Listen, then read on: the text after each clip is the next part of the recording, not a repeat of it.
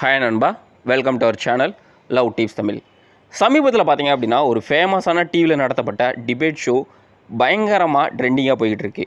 இன்னும் ஓப்பனாக சொல்லணும் அப்படின்னா தமிழா ஷோவில் பார்த்தீங்க அப்படின்னா கப்புள்ஸ் வந்து பார்ட்டிசிபேட் பண்ணாங்க. அதில் பொண்ணுங்கள் பார்த்தீங்க அப்படின்னா எந்த அளவுக்கு டாக்ஸிக்காக தன்னுடைய ஹஸ்பண்டை அப்யூஸ் பண்ணுறாங்க, ஏன் பொண்ணுங்களுக்கு மத்தியில் இந்த அளவுக்கு டாக்ஸிசிட்டி அதிகமாகிக்கிட்டே போகுது, பசங்கக்கிட்ட அப்படி என்னதாயா பிரச்சனை இருக்குது, ஏன் பையனால் இதை ஓவர் கம் பண்ண முடியலை அப்படிங்கிறத பற்றி தான் டீட்டெயில்டாக இந்த வீடியோவில் நம்ம பேச போகிறோம். இந்த வீடியோ யாரோட மனசுலையும் புண்படுத்துறதுக்காகலாம் மேக் பண்ணலை, ஒன்லி அவேர்னஸ் பர்பஸ்க்காக மட்டும்தான். ஸோ வீடியோவை ஸ்கிப் பண்ணாமல் முழுசாக பாருங்கள். ஏன் அப்படின்னா உங்களுடைய லைஃப்பில் இது வந்து ஒரு ஐ ஓப்பனிங் வீடியோவாக இருக்கும் அப்படின்னு நான் நம்புகிறேன். வாங்க வீடியோக்குள்ளே பார்க்கலாம். முன்னாடி காலங்களில் பார்த்தீங்க அப்படின்னா ஆண்கள்கிட்ட அதிகமான டாக்ஸிக் பிஹேவியர்ஸ் இருந்துச்சு. அதுக்கு காரணம் என்ன அப்படின்னா ஆண்களோட டாமினேஷன்ஸ்.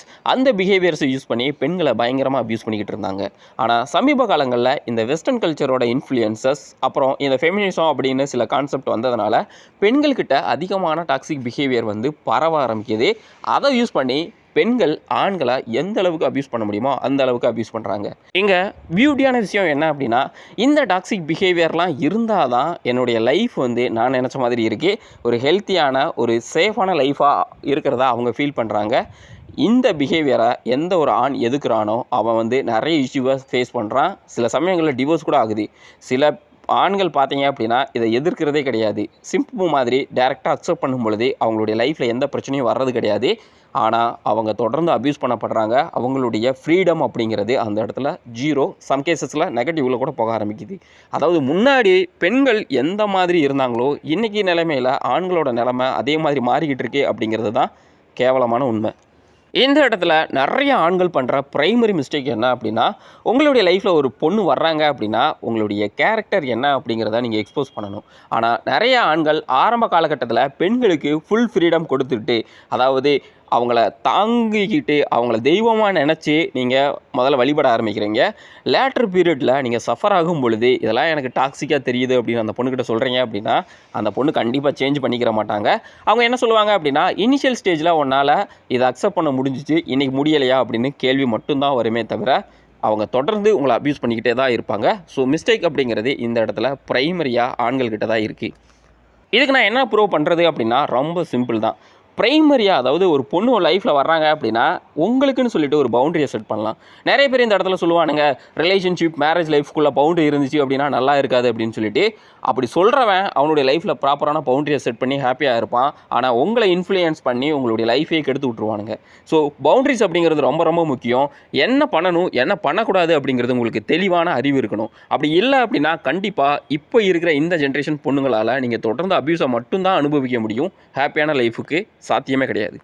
அந்த சொல்ல சில டாக்ஸிக்கான பிஹேவியர்ஸை அவங்க வந்து ரொம்ப ஹாப்பியாக வந்து எக்ஸ்பிரஸ் பண்ணினாங்க. அந்த பாயிண்ட்ஸை வந்து உங்கள்கிட்ட நான் இப்போ எக்ஸ்பிரஸ் பண்ணுறேன். ஃபஸ்ட்டு விஷயம் பார்த்தீங்க அப்படின்னா ஒரு பொண்ணுக்கு அவரோட ஹஸ்பண்ட் கூட வந்து ஏஜ் டிஃப்ரெண்ட் இருக்குது. ரெண்டாவது வந்து அவங்களுக்கு ரீல்ஸ் மேலே சரியான பைத்தியம். அந்த இடத்துல வந்து அவருக்கு ரீல்ஸ் பண்ண தெரியல, ஃபோட்டோ எடுக்க தெரியல. அதனால் அவருடைய லைஃப்பில் இருந்து நான் வந்து 2 மந்த் வந்து டிஸப்பேர் ஆகிட்டேன், திரும்ப வந்து இப்போ சேர்த்துக்கிட்டாரு அப்படின்றாங்க. இந்த இடத்துல எந்த அளவுக்கு அவர் சிம்பாக இருக்கார் அப்படின்னா அந்த பொண்ணை வந்து 2 மந்த்ஸ் அவருடைய லைஃப்லேயே சொல்லாமல் கொள்ளாமல் போன பொண்ணை வந்து திரும்ப சேர்த்துக்கிடுவார். ஸோ இந்த இடத்துல நீங்கள் வந்து கரெக்டாக ஸ்டாண்டர்டாக ஒரு ஆணாகவே நீங்கள் நடந்துக்கல. ஸோ இப்படி இருக்கீங்க அப்படின்னா கண்டிப்பாக அவங்க வந்து மிஸ்டேக்ஸ் பண்ணிக்கிட்டே தான் இருப்பாங்க. அதை நீங்கள் மன்னிச்சுக்கிட்டே தான் இருப்பீங்க. இந்த இடத்துல அவருக்கு இருக்கிற பிரச்சனை என்ன அப்படின்னா இன்செக்யூரிட்டி. நம்மளை விட அந்த பொண்ணு ஏஜ் டிஃப்ரெண்ட்டு. ரெண்டாவது வந்து இந்த சொசைட்டி என்ன சொல்லும் அப்படின்னு சொல்லிட்டு. இந்த சொசைட்டி ஒன்றுமே சொல்லாது. ஏன் அப்படின்னா சொசைட்டி அதோட பாதையில் போய்கிட்டு இருக்கு. நீங்களாக நினச்சிக்கிட்டு இருக்கீங்க இந்த சொசைட்டி நம்மளை மானிட்டர் பண்ணுது அப்படின்னு ஒரு மயிரும் பண்ணாது.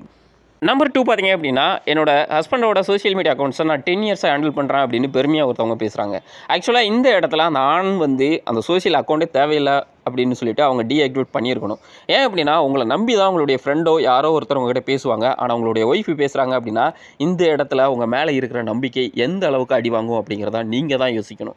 ஸோ அது இல்லை அப்படின்னா கூட பரவாயில்ல, ஆனால் உங்களை நீங்கள் தான் பேசுகிறீங்க அப்படின்னு நம்பி ஒருத்தர் பேசுகிறாரு அப்படின்னா இந்த இடத்துல ரொம்ப கேவலமான ஒரு விஷயம் தான் நடந்துக்கிட்டு இருக்குது. ஸோ இதெல்லாம் வந்து மோட்டிவேட் பண்ணவே கூடாது. இதெல்லாம் ரொம்ப டாக்ஸிசிட்டியான ஒரு விஷயம்.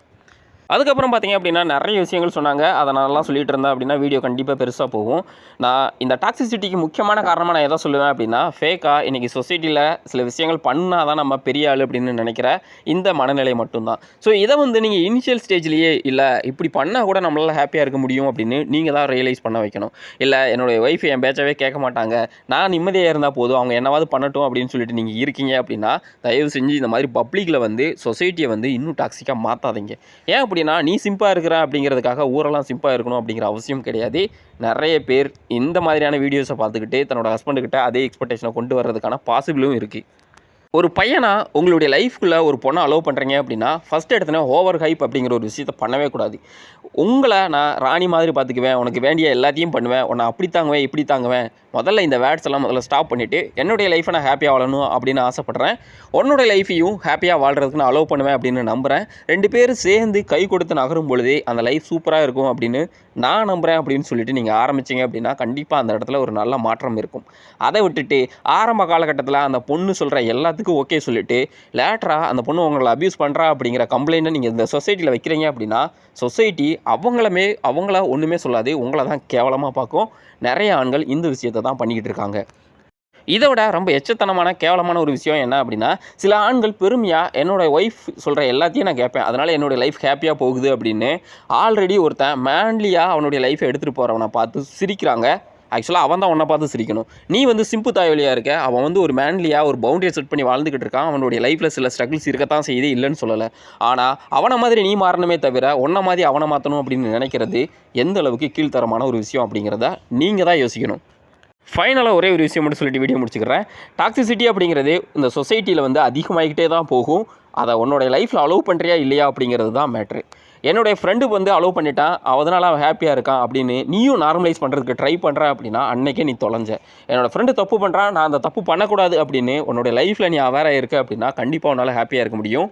ஸோ இந்த மாதிரியான டாக்ஸிசிட்டியில் நீங்கள் அப்யூஸ் பண்ணப்படுறதுக்கு பதிலாக இனிஷியலாகவே கொஞ்சம் அவேரோட உன்னோட லைஃப்பில் நீ வந்து ஒரு ஸ்டெப் எடுக்கிற அப்படின்னா கண்டிப்பாக உன்னாலேயும் ஹாப்பியாக இருக்க முடியும்.